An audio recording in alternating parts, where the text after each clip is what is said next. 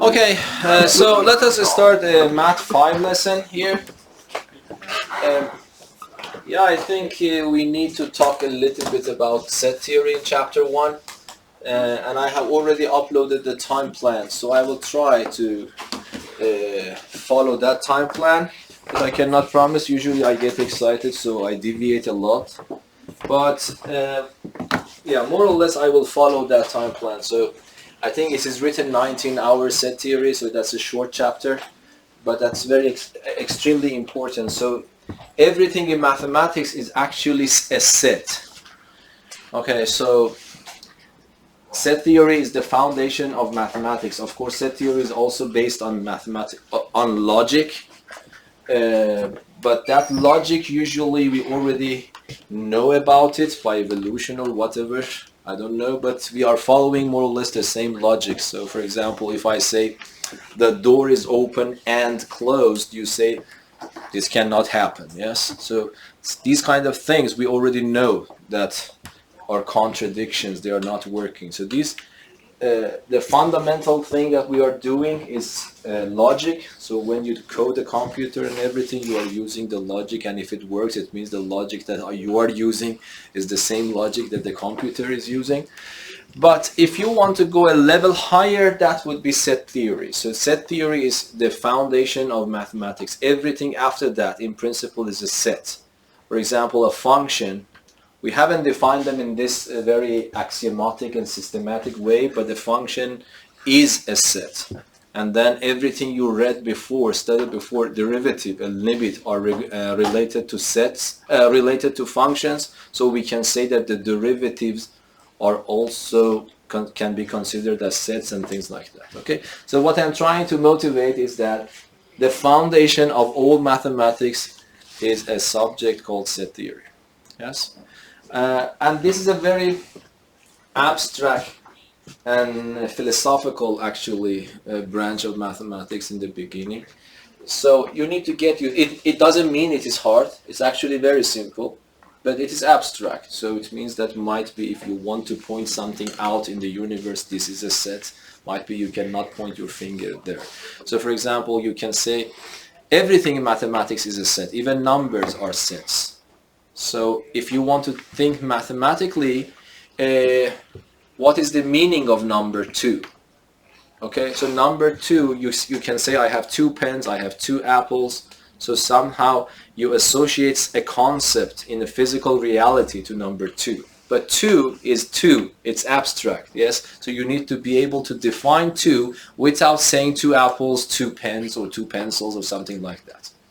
So if you want to give a concept, if you want to construct everything abstractly, which actually is a necessity in mathematics, because we want to keep mathematics intact of every human error and everything. So this is probably the only science that will be the same forever, yes? For example, Euclid actually started setting up the axioms, the statements, the true statements regarding, for example, geometry, 400 BC. More or less they are the same, even today. But assume Newton discovered his laws of gravity and everything in 300 years ago, yes, more or less. But now they have radically changed. So this is the way that because mathematics is like a game. For example, if you can play chess today, if you follow the same rules 1 million from now, definitely you will be able to play chess again. It might be a boring game for you, I don't know. But anyway, if you want to play, you can play that. So that's the meaning, more or less. This is the very main difference between mathematics and other sciences, yes? So mathematics is based on logic and logical deduction. You assume that some axioms are true, some statements are true. You cannot prove everything. So you have to come up with some kind of agreement about a number of statements that you assume to be true, and based on logic and deductive reasoning, you will follow that. If these statements are true, I can show that the other statements are also true. So this is the way mathematics works, yes? So it gives you a structure, a mathematical structure. So this is why it will never collapse. Of course, never, because if you want to be a little bit philosophical, you need to understand. So there are some problems because Kurt Gödel, actually a famous, brilliant mathematician, German mathematician, showed that you will never ever be, and you will never ever understand that there are no contradictions in the theory that you are talking about, in mathematical theory. It might happen that there is a contradiction somewhere in your axioms. They can give up to some kind of contradictions that you don't know right now, but you can't do anything. You have to continue hoping that if some contradiction is lurking for you somewhere, it reveals itself. Okay? Or there are some other type of things. But I just want you to understand, the structure is that we have a set of statements. We want to make it as minimum as possible. Yes? And then we assume that they are true. They are called axioms or postulates. Yes? And then if they are true, we want to use mathematical reasoning and logical deduction to say that if these statements are true, I can show that these statements, the new statements, are also true. And then I can continue. In this way, you are making a mathematical structure for yourself. Yes? It's exactly like making a new game. But of course, mathematics have proven itself that it's a really, really useful game. It's not like a chess. Of course, chess, if it's useful or not, I don't know. But mathematics is really, really useful in all aspects of life, even if you don't like to do mathematics. But you need to know that everything that we are doing now is relying on mathematics. If mathematics is not there, probably that would be a completely different world. Yes? Okay, now the foundation here, we want to talk abstractly about set theory. So first, again, I cannot define you what is a set. What a set is, yes? I have to give you a feel. So because, be careful about that, because, from next time, please do not sit there, because otherwise I have to arrange the camera. I think it's a little bit off frame. Can you change it a little bit? How do you want it? Yeah, I think a little bit more. Yeah, there's a point there, you see? Yeah. No, it's not there. Yeah, just... No. The other direction, yes. Pull it toward yourself. A little bit. Yeah, good. Yeah, thank you very much.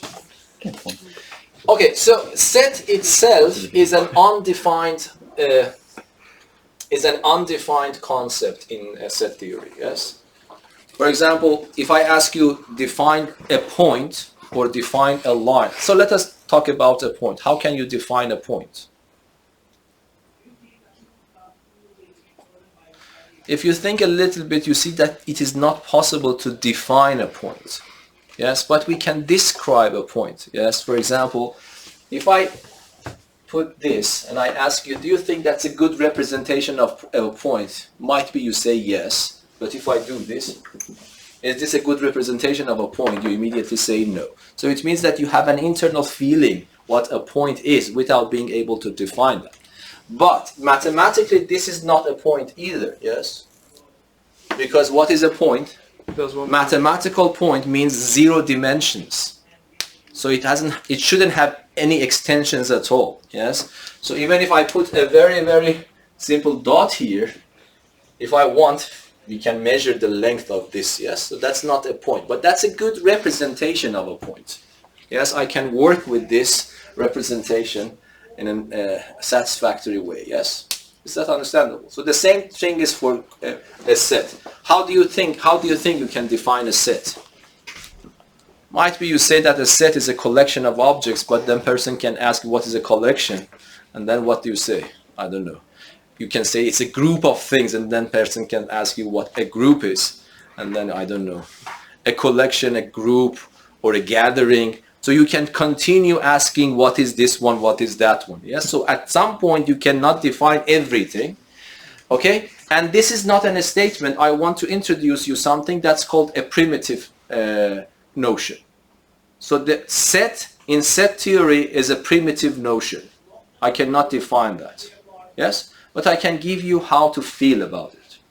Okay. So set theory, there's some punctuation rules. So when you want to talk about set theory, when I say a set, first of all, I mean a collection of objects, but please do not ask me what do you mean by a collection, because I will give you the same circular argument, yes? But I can tell you that a set is a collection of specified objects. I gather objects together, and that set, that collection is called a set. And it doesn't matter, I don't care what I put in the set. I can put a word in a set, I can put a thing in a set, I can put an animal in a set, I can put a letter in a set. So, but of course, if I want to talk about all these sets, this might be not very interesting in mathematics. Usually, when we are doing mathematics, we care about set consisting of mathematical objects. So the very good example of would be the set of numbers, for example. So that's probably the most tangible kind of set. But I just want you to know, elements of a set can be anything, yes? But sets in mathematics are denoted by capital English letters. So these are the punctuation rules, and I really want you to appreciate them.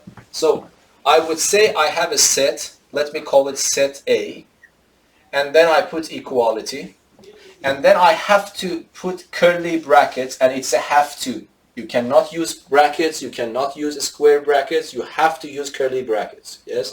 And then you close the curly brackets, and then you put the things that you want to have it in your set. For example, I can write A as a letter, I can put the square root of 2, I don't know, I can put a shape, yes? And it is super important to separate these objects, which we call elements or members of your set, by a comma. So this is a have to. And whenever your list is finished, and you have to close this one, yes? And so this is read in this way. A is equal to the set consisting of A, square root of 2, some symbol like a star, and a square root of 2 plus a square root of 5, and that's my set. So that's the way that you have to respect when you want to write a set. Okay? So these are members, and if I want to show that this is a member of this set, I use this symbol. Yes, this symbol. This means belongs to. So I read it in this way. A belongs to the set A. I can write star belongs to the set A. And if, for example, what do you think about 3? 3 is not a member of the set A, so I write it like that. So it does not belong to. So this means belongs to, this means does not belong to. Yes? Is that understandable? Okay. The number of elements in a set might be finite or infinite. So for example, if I ask you how many elements are there in this set, how many of them are there? How many elements do you see in this set? 4, yes? One of them is A, square root of 2, star or symbol or like that, and then this number. So there are 4 elements in this set. That is called a fancy name. That's called cardinality of the set. Okay, so cardinality of a set has also a strange symbol. We write it like absolute value. Okay, when I write this, if this is a set, this means the cardinality of this set, and it is just a big name for a very simple concept, and that is the number of elements in that set. Yes? So if I ask you what is the cardinality of this set, what is the cardinality? 1, 2, 3, 4. So the cardinality of this set is 4. Yes? Cardinality only makes sense for finite sets. Okay.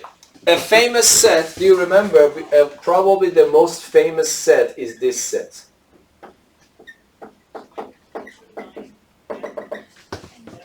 Yes? What is this set called? the set of natural numbers. And because these are super important in mathematics, we reserve a symbol for them. It's very natural to give a name n for it because this is the set of natural numbers. And then because we want to make it unique, even though in your book it's not following it, it's just typing it with bold-face n.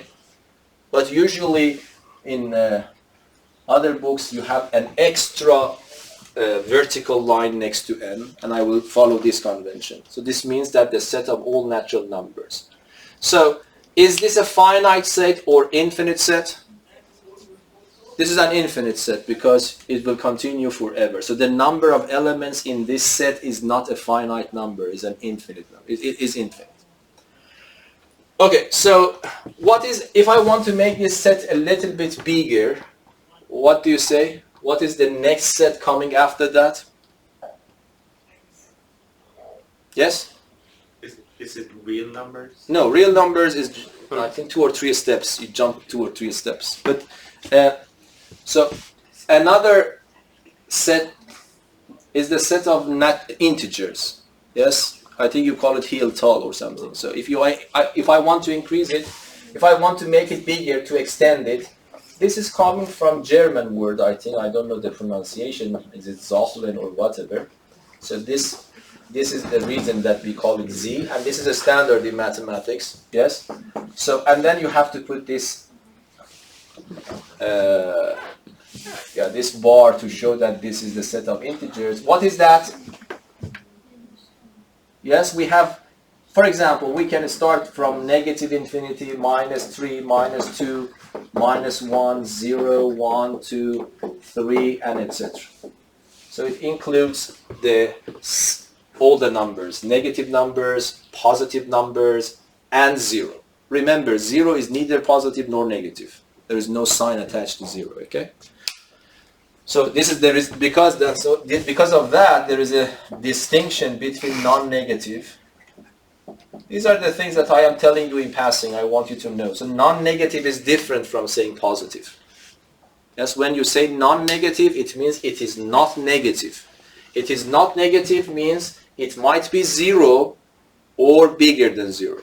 Yes, but when you say it is positive, it means it is not 0. It is bigger than 0 strictly. So there is a distinction between non-negative in mathematics and positive. Remember that. Yes.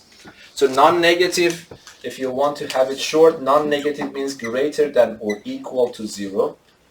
Positive, what does it mean?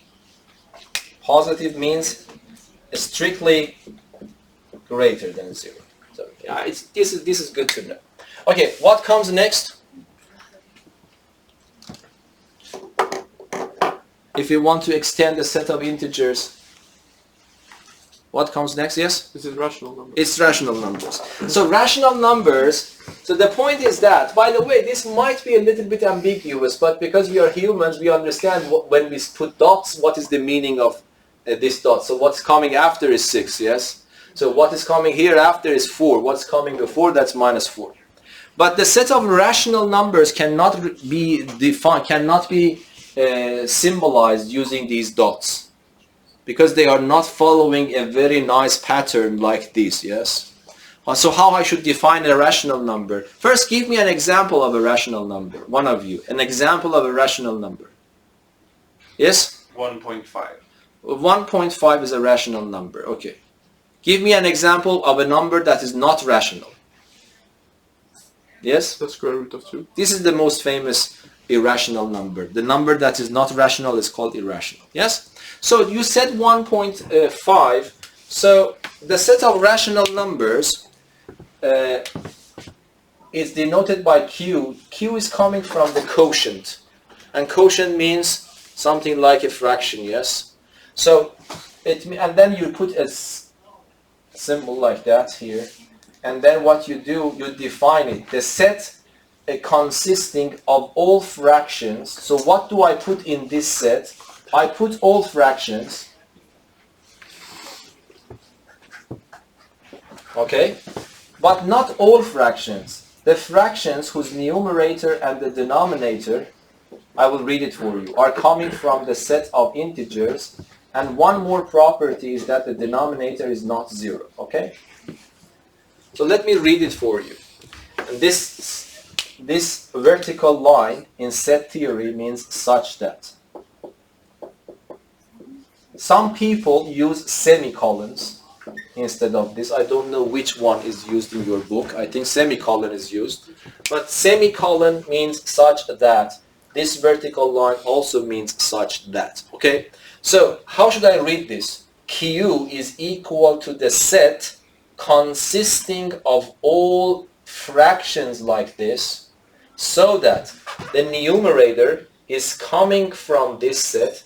The denominator is also coming from this set. You see, this is the same symbol that I used here. I am saying coming from, but it means A and B belong to Z, and B is not equal to 0 for obvious reason, because division by 0 is forbidden. So that set is not, you cannot possibly write all the elements here, because they can be very, very random. You know, for example, I can write 1 over 2, it's a rational number. I can write minus 2 over 3, and then suddenly I can write, I don't know, 1.5 as you said. So all of these numbers are rational numbers. So you agree with me that I can no longer use these dots, because the pattern is not clear. On the other hand, I want to include all of them. So there is only one way for me to do that, and that is to describe the elements. Yes? But this description should be in a way that you are not left with uncertainty. Yes? For example, if I ask you, is this fraction, this is a fraction, do you think this is a true statement or a false statement?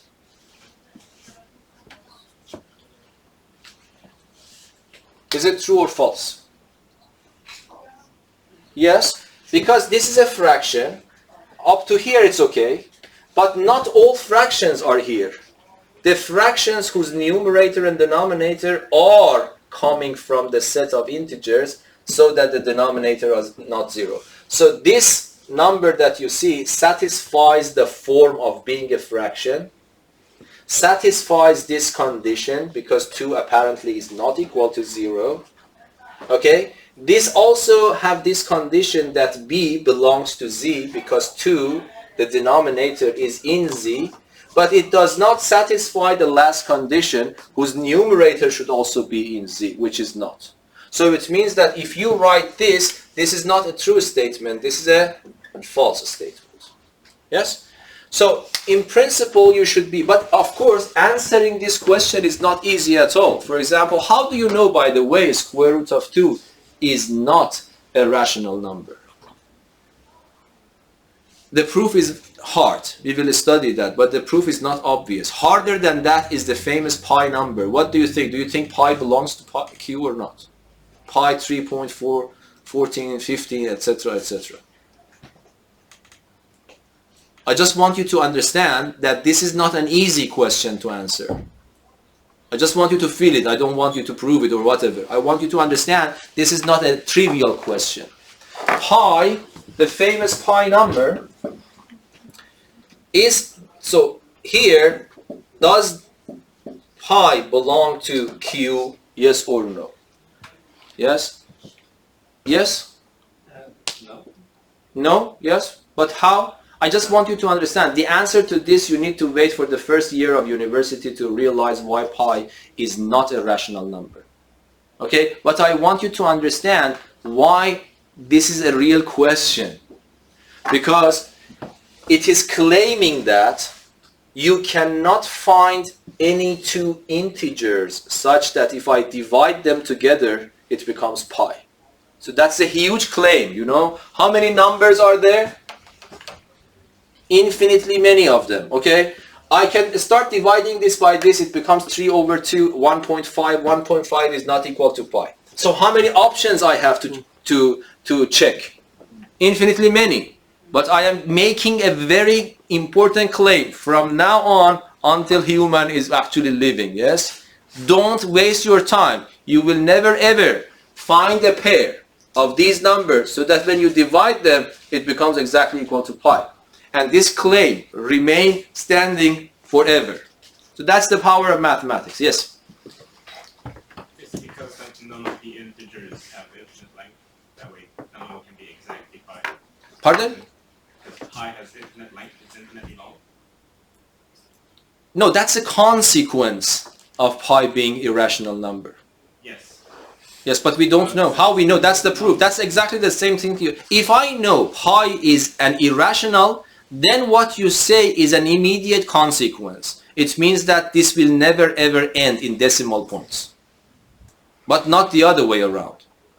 Yeah. If someone asks you, how do you know that this decimal points will never end? What is your answer? You should say, because pi is irrational. Yes. My point was that since all the integers will always are all finite. You No, can divide them no. It's a very can you answer your friend now? I mean, I have a finite amount of decimal points. No. A very famous number. All of you know about. Yes? The square root of 2. No, square root of 2 is irrational. But But it 1 doesn't- over 3. 1 over 3 is 0.6, no, 0.33333. Pardon? That's a rational number, not an integer. Yes, it is a rational number. Yes, but not an integer. Not an integer, yes. Pi is also not an integer. No, what I'm saying, let me repeat. So what is your reasoning? The reason that you are saying because there are infinitely many decimal points for pi, I conclude pi is irrational is not a correct statement. The correct statement is the other way around. Because pi is irrational, it continues forever in decimal points. Okay. Yes? That's a big difference. It's like P implies Q or Q implies P. They are different. So the only thing that you can do, by the way, Math 5 is different in nature.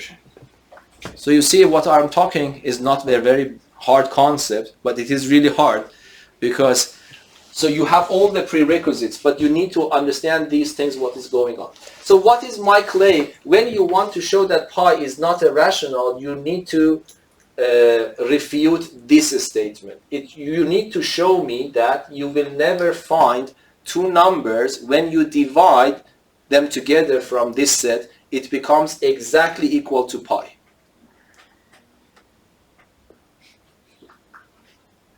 Only this. If you can show this, then it means that you have shown that pi is an irrational number. Then every consequences that you know for irrational numbers also will hold for pi. Yeah, is that clear or not? Yeah. Anyway, but I'm trying to say that this is a power of mathematics. How should we know that this will never ever happen? We cannot test them one by one because there are infinitely many possibilities. If there are only 100,000 possibilities, today computers can do this for us immediately, for example. So the problem is that there are infinitely many possibilities. When you have infinitely many possibilities, even supercomputers are not good enough. Because even for a supercomputer to check infinitely many possibilities, it takes infinitely many time. Infinitely many seconds, minutes or something. So is that understandable? Okay, now let us go. So you see, I am telling you that I will show you later that the square root of 2 is an irrational number. This is at the level of your mathematics. You will understand that. But for this one, this is also not that hard. But you can learn. You need some mathematics that you haven't studied you will not study in high school. You will learn it when you go to the university. It's not hard. So when you go to university, this is actually one problem in the end of the section book, end of the section of that book that you are studying. It's not hard problem. Okay, now at least you need to trust me that some numbers doesn't fit here. So there are some numbers that does not belong to this. So it means that can I still extend this set to cover those? So what's your answer? Yes? So the numbers, by the way, if there is another set. which I have to define it in irrational, the set of irrational numbers. Whatever is not here, and we have some guarantee if you trust me, at least I have shown two of them here for you on the board, they are not rational. So it means that if I consider the set of all rational numbers, at least I am losing some numbers. Those collections form another set for me, and that is called the set of irrational numbers. Yes? So whatever is rational, whatever you have as a number which is not rational is called irrational. Yes? And then if you put rational numbers and irrational numbers on one set, that set is called what? The set of real numbers. Okay? And then of course if you learn a little bit in math 4, even the set of real numbers is not that enough for all purposes in mathematics. We have to extend it to another set, which is the set of complex numbers. And then question is that how much we should extend? Hopefully for that purpose of solving equations, that is the end of the story, forever. Yes? We do not need to extend it even beyond the complex numbers, if our goal is to do solving equations and things like that. Yes? So, but I mean that you have probably seen these symbols in the previous lessons, if you had lessons with me or even in the books, but we didn't officially probably inform you about that you are using the symbols and notations of set theory. Yes? But now we want to do that. So we have two ways of presenting a set. Descriptive one, we describe the set, listing the numbers elements, usually using the dots. If the set is finite, we don't have any problems. We write all of them. If the set is infinite but following a nice pattern, we can use these dots. If it is infinite and it is not following a nice pattern, we have to describe the elements. And that is called descriptive way of introducing a set. Is that understandable? So what you really need to understand in this way is to be able, when I give you a set in symbols and I ask you to write the elements, you should be able to do that. Okay? So you can think about me in two ways. I am talking a lot, I want you to learn, but when you want to do exam, at the end you need to be able to solve a concrete example. Yes? So let us practice a little bit here. Okay?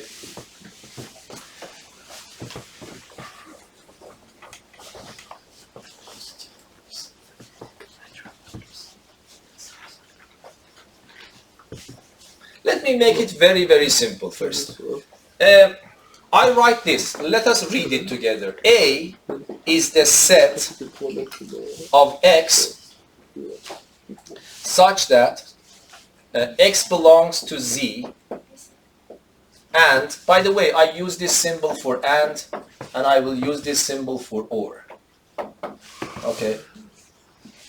And X plus 1 is equal to 0. Okay. Let us first read it. How we read it? A is equal to the set consisting of elements, which I call them X, such that X belongs to the set of integers and X plus 1 is equal to 0. So I am describing a set for you. I haven't listed the elements. I have described the elements here. But can you now list the elements here for me by reading this? This is very important. This is a skill you need to learn. Okay? Read these mathematical symbols as if that you are, I don't know, you are reading an ancient literature or something like that. You want to decode it. That's it. You want to learn that. Okay, what's that? -1. Okay, -1. How should I write that? If you answer this question, if there is 1 point, you get 0. Okay? So what should I write here? -1 is the correct element. But how should I write? Describe everything. Yes, you said -1. Okay, A equals to, so then you have to make curly brackets. Curly brackets, -1. Is there something more than -1 by this description? It belongs to the set of... No, I'm saying that -1 is the only one, or? Yeah, the only one. The only one. So I have to close it.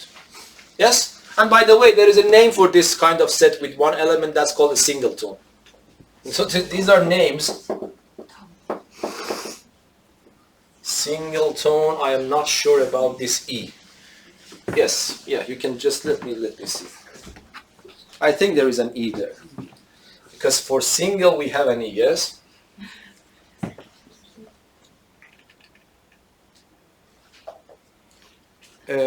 By the way, this Merriam dictionary is a very good dictionary for scientific purposes.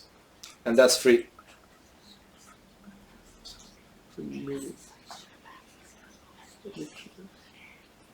Yes. Singleton, okay? Yeah, we have it. Then it contains it. Okay, let me give you another set. Let me call set B. Let me write it like this. The set of all x's such that x is equal to n divided by n plus 1 and n belongs to n. So you see I am using this comma and this interchangeably. Let me put and here. X is equal to this, n belongs to this, and n is between -3 and 4. Okay? I want to wait a little bit for you. Please do it for me. Okay? This is just nothing. You need to read this and write the elements. I want to wait for you. I pause the video here. Back to recording. Yes, Ruben? First of all, if you don't mind, read it for me. How do you read this?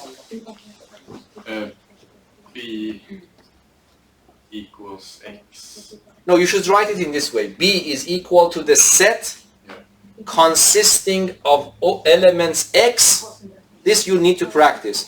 B is the set consisting of elements x such that etc. etc. X is equal to n over n plus 1 and n belongs to the set of natural numbers and n is between -3 and 4.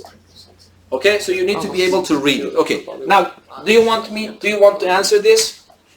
Yeah, 1 over 2, 2 over 3, 3 over 4, and 4 over 5.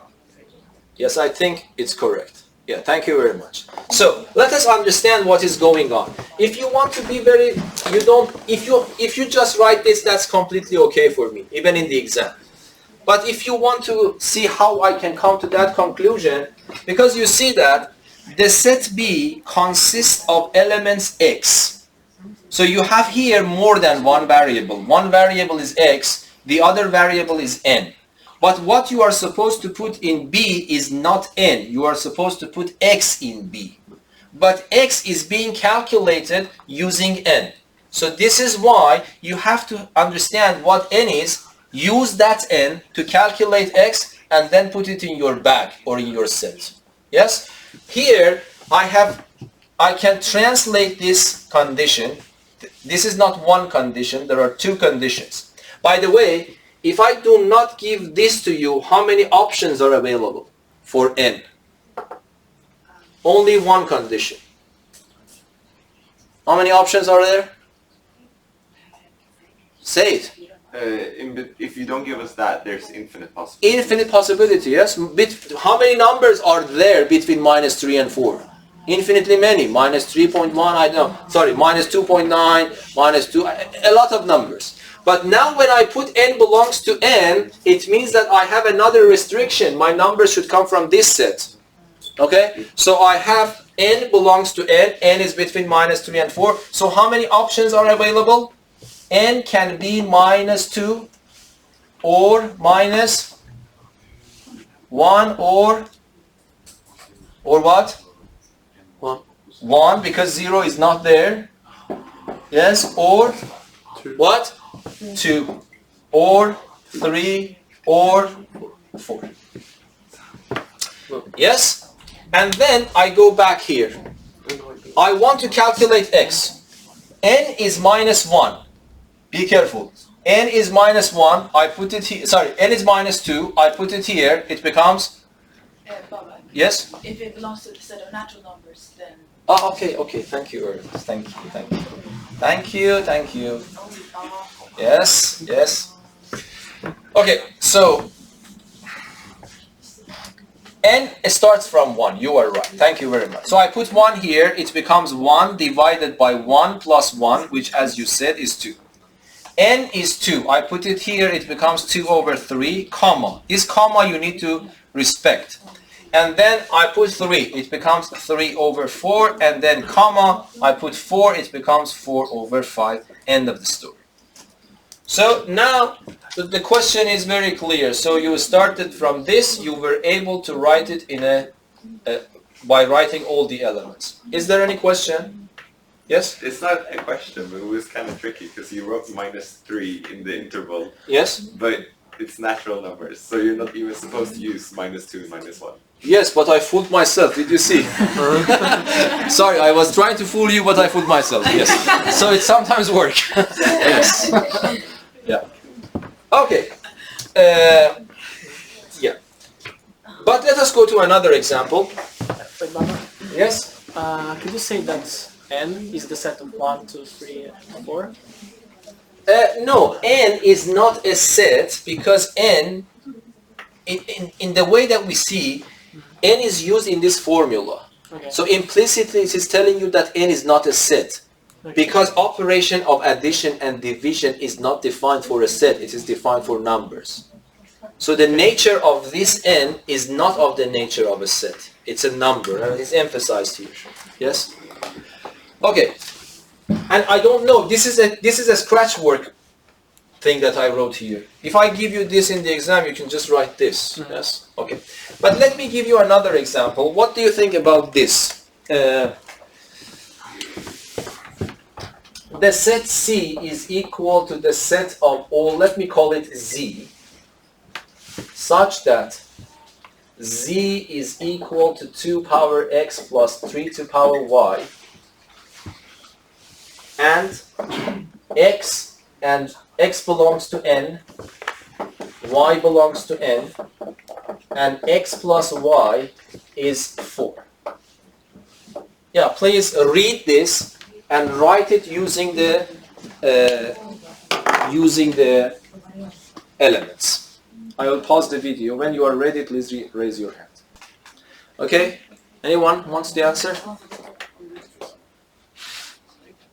Raise your hand, please. Yes? No, you answered. I just want to... from Natur program, yes? Someone answers yes, because...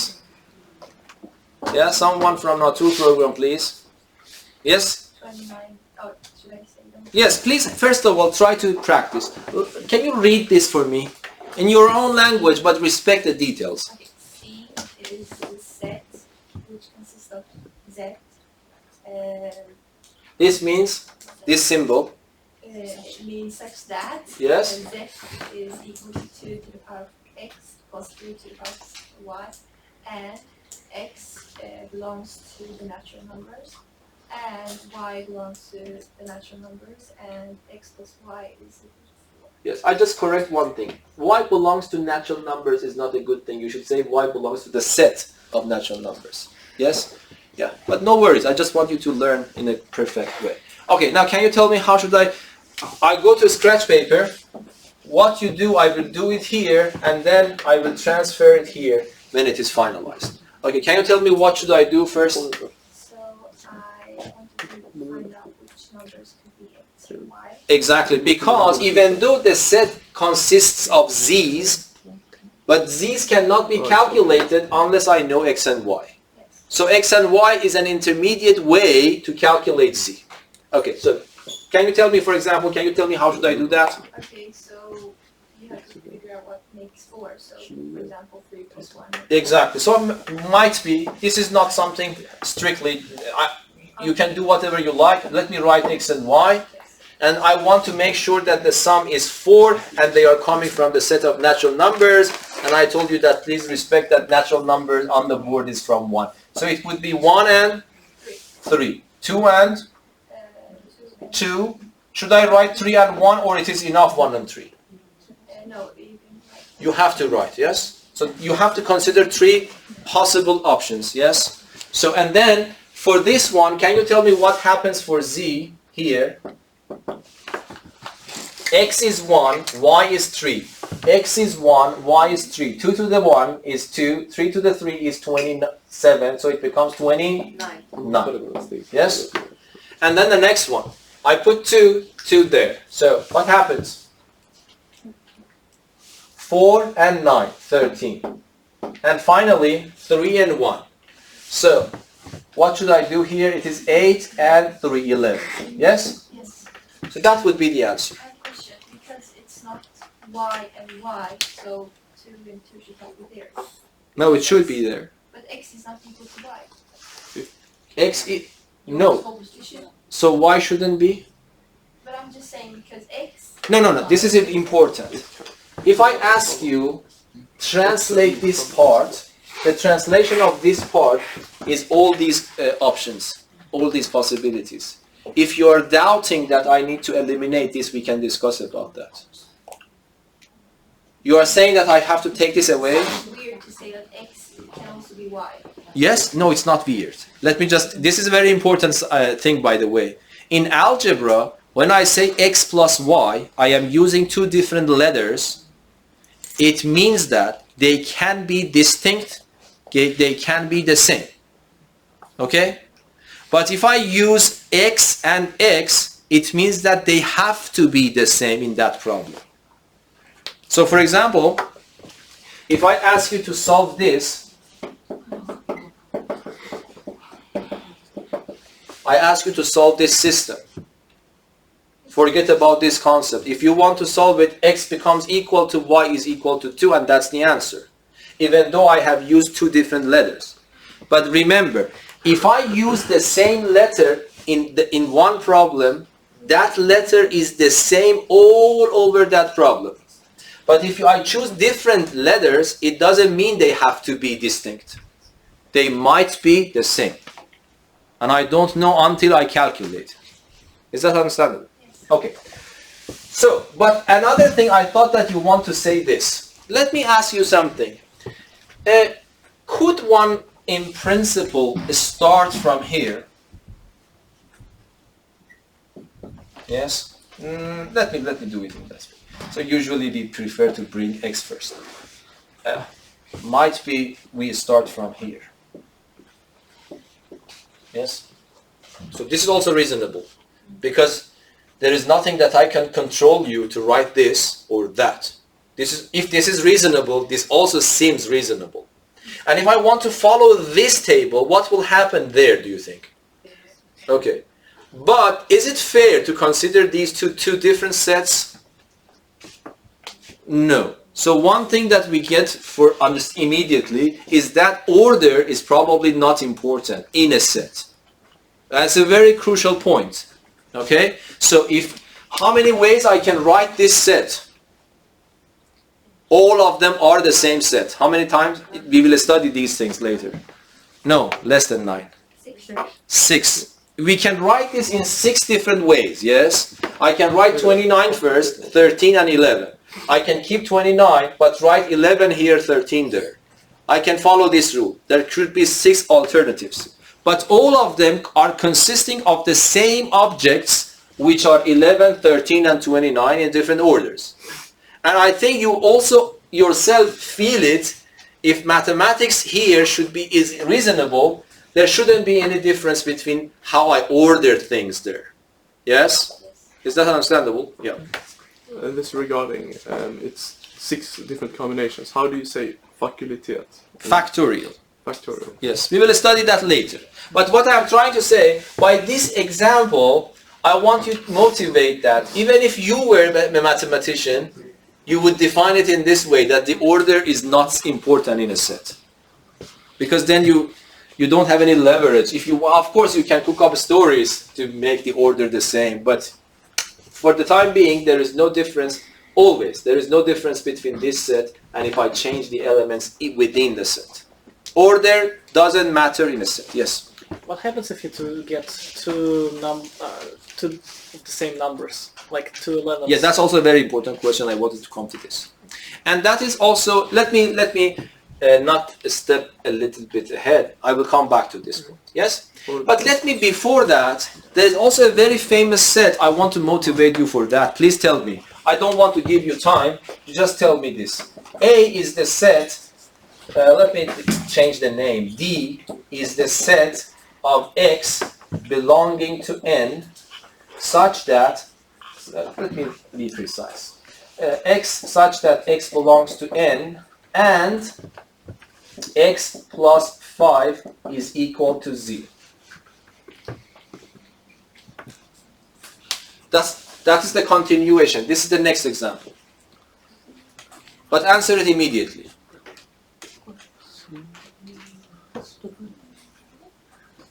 Yes? Dare and say it. Yes. What is inside? It doesn't work because... It doesn't work means? This not No, it doesn't work. You are right. But I open a curly bracket. I open the curly bracket. I am supposed to write the things that work, and then after that close the bracket. Yes? You're right. But you said that nothing works. So you're right now. So you open this, put nothing, close it. Yes? As simple as that. This is called the empty set. Okay?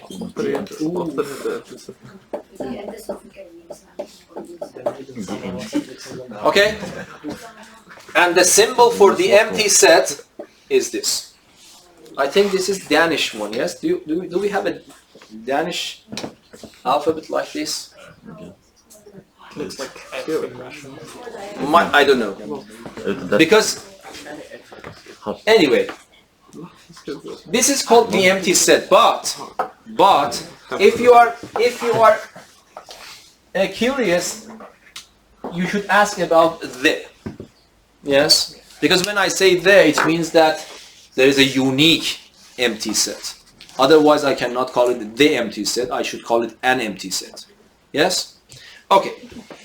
So, this, remember, here, this is the symbol that I use for the empty set. I haven't justified using this article for you yet, but trust me on that. We say the empty set. There are two symbols for the empty set. Either you just open two curly brackets with the empty space in between, or use that symbol. As a remark, based on my experience, when I say in the exam, denote the empty set, I have seen some students write like this. This is not the empty set. By the way, what is the name of this set? The set of the empty set. Pardon? The set of the empty set, which is a singleton. This is the set consisting of the nothing set. Yes? So be careful. What is the cardinality of the empty set? Let us review these fancy words. What's the cardinality of the empty set? 0. What is the cardinality of this guy? 1. And what is the only member? The empty set. Yes? So if you have, it's completely clear. If you have a bag, inside the bag you have an empty bag. The inside bag is empty, but the outside bag includes the empty bag, which is not empty. It's understandable, yes? So you need to understand, by the way, this is very, very close to computer coding and things like that. You need to think in this way, okay? So this set is not the empty set, is a set consisting one element, which is the empty set. Yes, is that understandable? Okay, so I just wanted to motivate you. Can you tell me another way of presenting the empty set? Anyway, there are probably infinitely many ways to describe the empty set. I just showed one of them to you. Can you just give me another way? Can you tell me, this is my question, can you give me a set, describe it in a way that it is not this one that I gave to you, but it becomes empty again? Yes? E is a set containing, let's say, pi. Such that Pi, don't use pi. because why not? No, you can. This is important. If pi is the famous pi, you cannot put it here. No, be careful. Be careful. This thing here is a variable, is not a constant. If you are using pi as a variable, this is an odd choice, but I buy it. But if you mean pi is the same famous pi, I really don't even pay 1 crown to that. Yes? But can I just say x? Yes. Such that x is equal to pi, X is equal to pi. and x belongs to the set of natural numbers. Yes. This works. Because you are saying that x simultaneous is equal to pi and simultaneous should be, that works. Yes, that is also empty set. Another one, which is the motivation of complex numbers. Can you describe a set for me which is a motivation towards the complex numbers? The complex numbers, yes?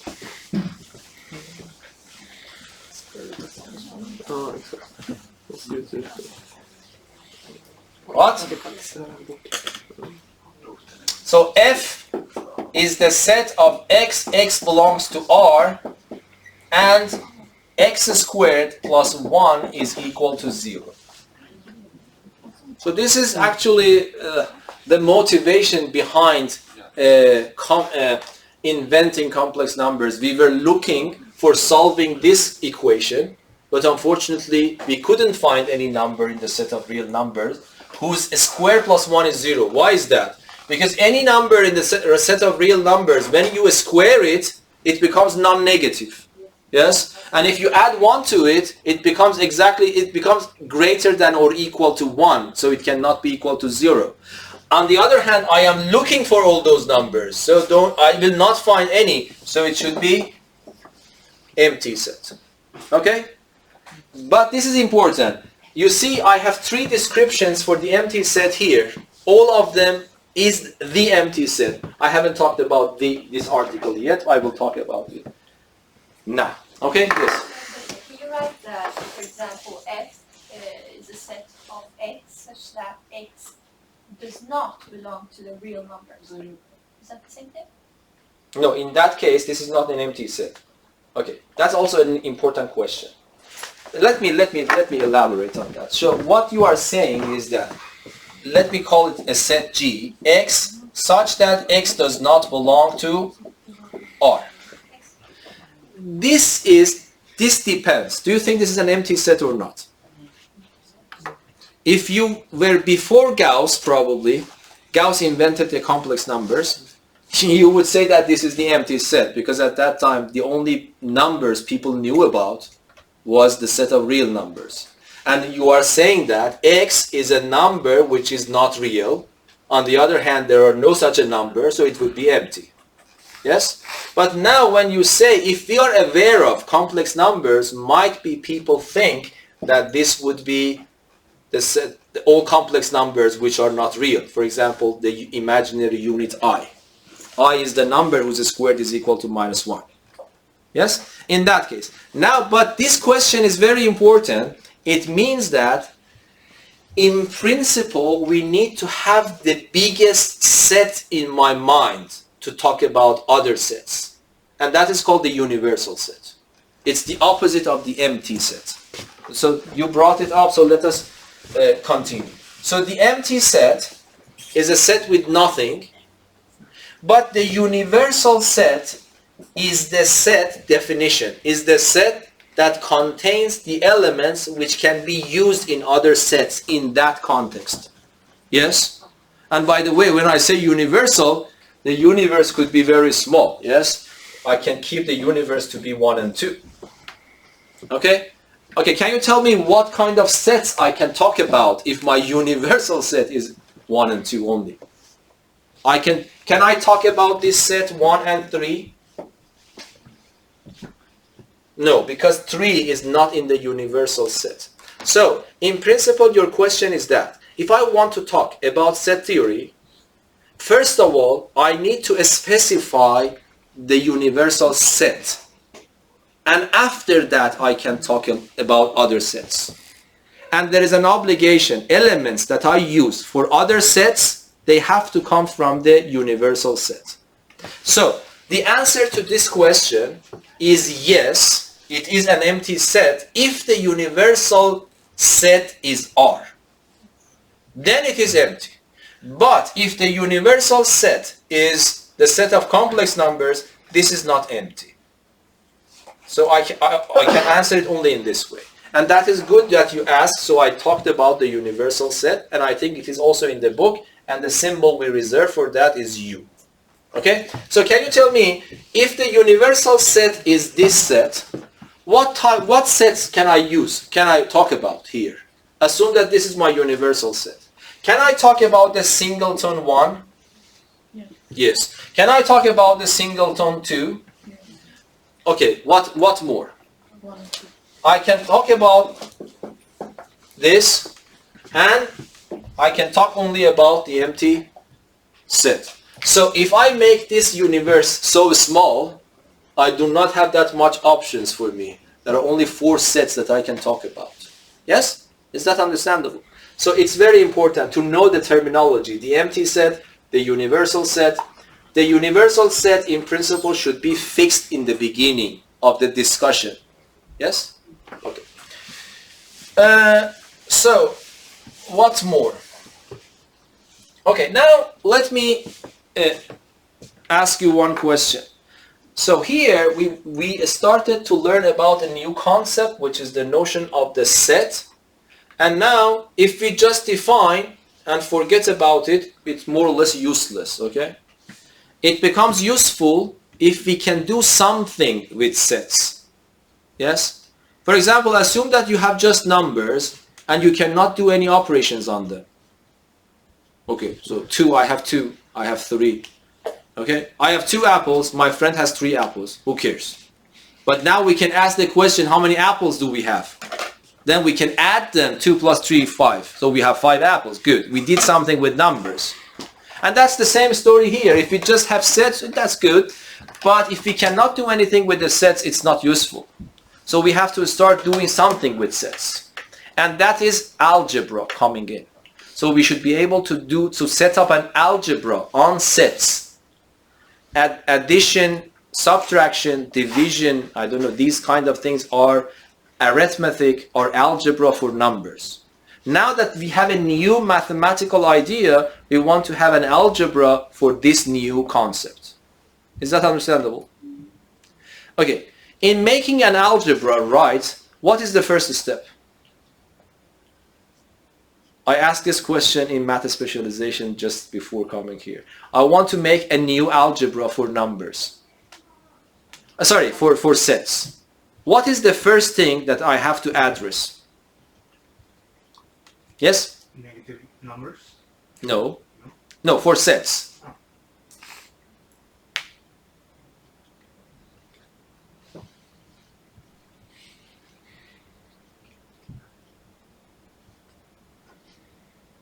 First I have to, so might be this is a little bit strange for you. So the first thing is that you don't have any problems with numbers. You see, if I write 4 over 2, or if I write 2, if I ask you what is the relation between these two, what is that? They are equal. So even, are they identical? No. If you ask a kid who doesn't know arithmetic, he or she immediately realizes this is not the same object as this is. So these are not identical, but are they equal? How do we know they are equal? Because we know the arithmetic of numbers. Okay? So the first question, if you want to set up an algebra, is to address when 2 of those objects are equal. So now, in other words, I want to define for you when 2 sets are equal. Okay? There are 2 ways. I say something, you accept it and continue, or you try to put yourself in the place of the mathematicians who were trying to invent these things.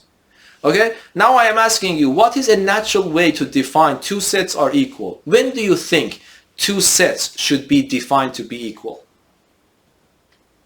You can consider a set as a bag or something like that. Yes? Yes? When they contain the same elements.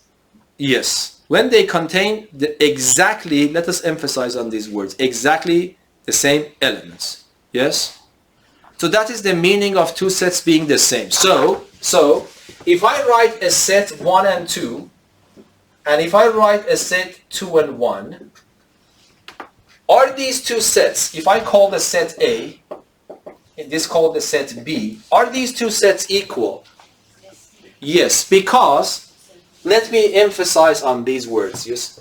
Because whatever is in A, it is also in B. Is it enough? Yes. No. Let me give you an example. So C, I give you 1. Whatever is in C is in B. Is it enough? Do you think that they are equal? No. No. So it is not enough. It is necessary but not sufficient. Yes? Whatever in A should be in B and vice versa. Whatever in B should be in A. If this happens, then the two sets are equal. Is that understandable? Okay, now I want to give you a little bit fancy symbols. So we say that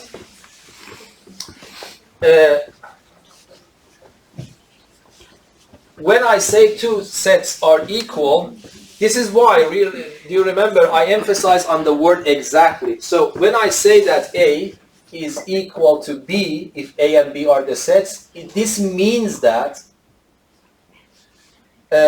if X is in A, you can conclude that X is in B, and if X is in B, you can conclude that X is in A. If you think a little bit, you understand that these are the correct way of saying this. When I say that whatever is in A should also be in B, and the other way around, it means this. Okay? So, but I just want you to see that if you want to really write it in symbols, you would say that for all, this upside down A means for all. I will use them a lot, okay? For all A, for all B, A is equal to B, if and only if, for all X, if X belongs to A, if and only if X belongs to B. So if you want to write it a real mathematical sense without any sentences, it would be complicated. I do not expect you to learn this at all. But I want you to know this symbol. Let me introduce you. If you see this upside down A, it is for all. And if you see the reversed E, this means there exists. So I want you to write them somewhere to keep for the future, okay? Okay, and you really don't need to understand this at all. Forget, but this means exactly the same. Two sets are equal if and only if whatever is in the first one is also in the second one, and the other way around. One of them is not enough. Okay, now I want to back to your question, Dimitri. You asked me about this. Now, you can answer according to this. I would write A to be 1 and 1 and 2.